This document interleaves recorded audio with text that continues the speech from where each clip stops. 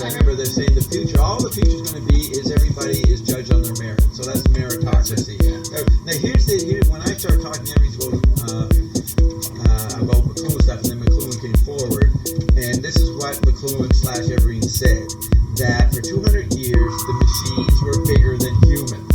So humans had to fit into machines. And they predicted this in the late 80s. This is before the original computers. Massive. Yeah. We had to fit into the Leviathan of the analog media. He said, what's coming? So when humans had to fit into machines, humans were fragmented, fitting into the machines. Now in the digital new world, it'll flip so that humans can hop from machine to machine, and the machines will be fragmented, and the humans will be bigger than the machines. Now McLuhan called that dehumanization in the mechanical and Charles Dickens era, and in our time, it's superhumanization. So that's the trend. That's where he predicted the general effect of Web 2.0, where you're getting all media and you edit and slice and splice. But people still think they're dehumanized. That's the fox. They still in Web 1.0 or even before where they still think, they do not see the digital environment. They see the mechanical. And that's where ION comes in and allows us to know that we are super. Our environment made you gods, and we're the astral plane, and we're going to update you. And if we don't take over the cloud, they will. And that's why I've been dismissed. All he said for 2 years, updating you to the techno-facts, because I've got another agenda, so that you're not subject to the techno-facts, that it made you a god by default. See, that's interesting. Web 2.0 does allow you to be in multiple places at once, and then here's Ion comes along and said, oh no, there's 3 or 4 of you. That's right. Which reinforces. He stretches the definition of the AP to man's more physical. Yeah, you think that everything is based on you, but if you start to have the ability to be a snake or a horse or another form, then what is your core form? It's not the human form. Then you can choose it, but it's up to grasp what your core form was. And since we never had a beginning, we don't know which form was first, and was the first, so all forms are equally candidate of a beginning. And that'd be why you could be a snake. So, and that's what they say, every fourth world, every culture is their gurus could do this. They could shit, right? Shape-shifting, yeah. And so there it is. You're shape-shifting in Web 2.0. You can have all kinds of masks in your digital persona. So you're technically already a shapeshifter beyond the aboriginal, but the aboriginal becomes a retreat, a fantasy, or an image that resonates with the actual shapeshifting you're doing with your multiple bodies. And FaceTiming to our So it's not a chemical body spirit. No. Shapeshifting is a chip body reality. And you can control it. Everything I said for 2 years before he left is updating you to, you don't know you're God. Your kids are God. They're living it. They don't have it defined. They still got to go to church and go to school. But they're actually living God realities, making the words you're speaking. And so he can say, now I'm going to communicate to the 1%ers because, okay, we've made you aware that the media is ahead of you. You got to catch up with the media like you're living your 5 bodies. But now we're going to move you into the hexad, sympathetic, octad, and the RNA, and world of anomalies, and spiritual alchemy, which is stunnable. I mean, you're serious by showing up on Payday or a show, or Baby Jimmy show, and you're Matthew Rhodes, 199% Luther. I'm not trying to old days. He was on this week. I haven't heard of y'all. I want to hear that. These guys are all just irritating people in the old days. Matt's go up with his lousy bone and want to talk about the water coming up to 52nd Street and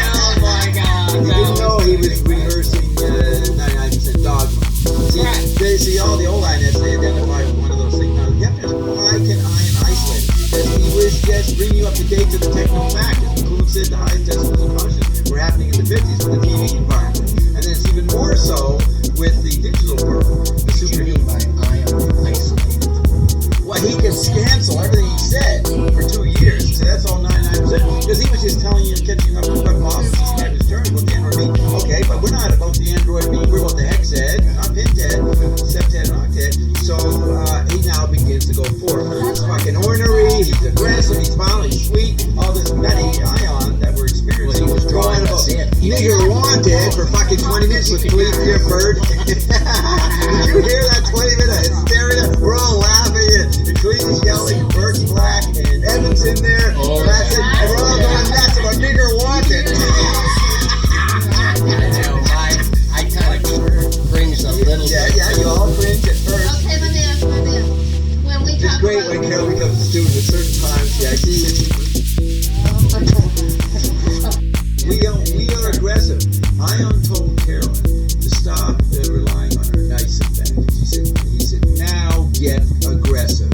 You assert and declare what's going on. No longer trying to look like a nice person so that they'll like you. That's what Ion told you. okay, 2 all months right, ago. well then forget about it. Yeah, forget the he asked you, why haven't I been on it? Yeah. Right? Well, if you were I the said we aggressive, don't say, have gas. no, we don't deal with the past. We deal with present. You gotta get more fucking declarative. You don't have to be nice anymore. Yes, okay. We don't have to do nothing about pushing forward. It's gonna go at its pace, and Ion's in charge, and nobody can stop us because we're the only thing on it that's new in 13,000 years. It's almost like part of us thought going here would open up something or other. And then maybe it did, maybe it didn't, but we're never going to force what's going The on. people are responding, not the experts. They're obsolete. Post-information, post-expert world. It's the lucky people. I know, it's Listen to this, guys. Yeah. Listen. I'm sorry, honey. Well, this was the Hubble. So the Hubble is looking at a nebula again, trizillion light years away.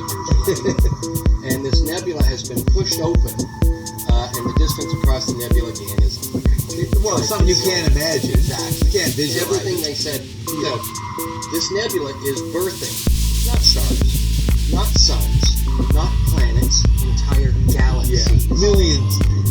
They said billions. Billions It's of clusters popping of them billions. out, just popping out these Yeah. galaxies. And the turmoil that they said wind creates this big, huge bowl in the nebula.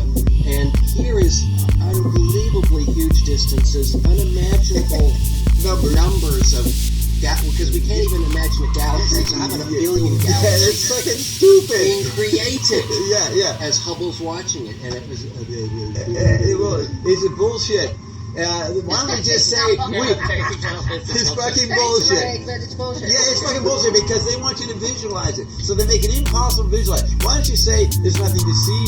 It is fucking powerful big notes. It's Gurdjieff's octaves. It's sound. But we're The stars are in visualizing. our So we're eyes. trying to keep it within our eye world and we're impossible, contradictory, unimaginable, unvisualizable fucking distance. It's fucking meaningless. And then it's making you feel less than. You're actually bigger than those trillions because you're eternal. So you're a quadrillion. That's exactly what we said. We gotta say to Bob, stop saying you can eat Saturn. Yeah. We gotta eat a nebula now, Bob. We can eat God. I fucking eat God for lunch. I eat Whatever you God think for God is. The guy who created the $1 trillion universe is I fucking eat that for lunch. Exactly. And then I shit it out and then do an enema. Together? What'd you say? Oh, yeah. What? You guys don't usually travel no. Never. We realized we haven't been on the plane together since May 2006 years ago when we went to Hawaii. How fun. It was the last fucking time. She's traveled more than me. But in Europe, I went to 7 countries and did 12 flights. I did a lot of flying. But you're having fun together right now. No.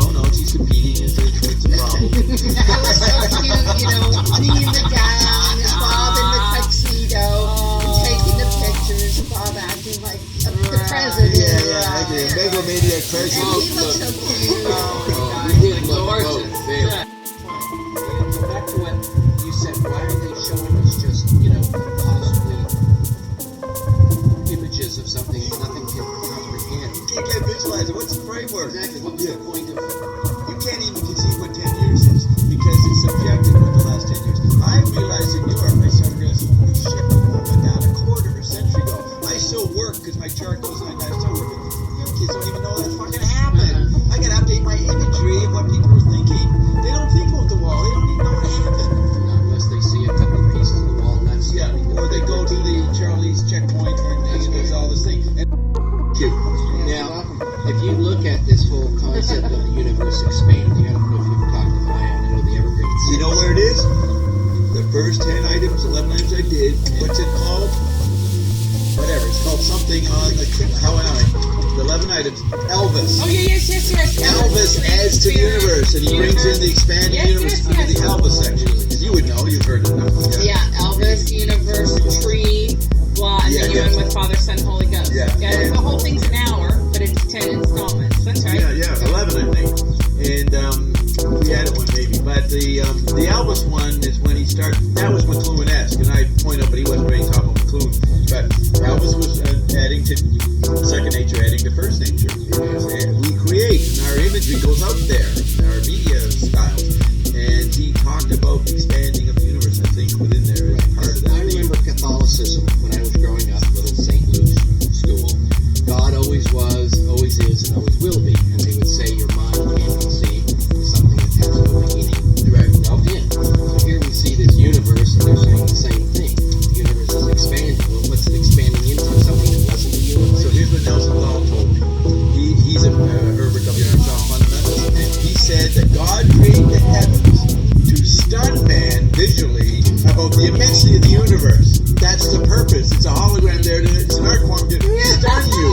That's what it's done. He will quote the Bible somewhere it says that. It's like that movie with Jim Carrey where he's on the boat and he thinks it's the whole Truman Show. Yeah, he thinks it's the whole World that he lives world in. out there. That somebody comes from outside the curtain or behind the curtain. Or, He's the He's Nazi. isolated in this reality. yeah. So look at this. So Nelson's saying that God, he's incredible, and we can't imagine it. So he creates immense light shows to give you glimpses of how great God is, but you're nowhere near how great God is. But he creates incomprehensible fucking scenarios to approximate what you're supposed to feel awe about and less than. So The feel less than. telescope is showing us a hologram. Yeah. So we And not as Ion says, it's always 100 million years past. You're looking at the past. This guy ain't there in the present. There's not there. There's nothing there. It's dark matter. It's dark matter.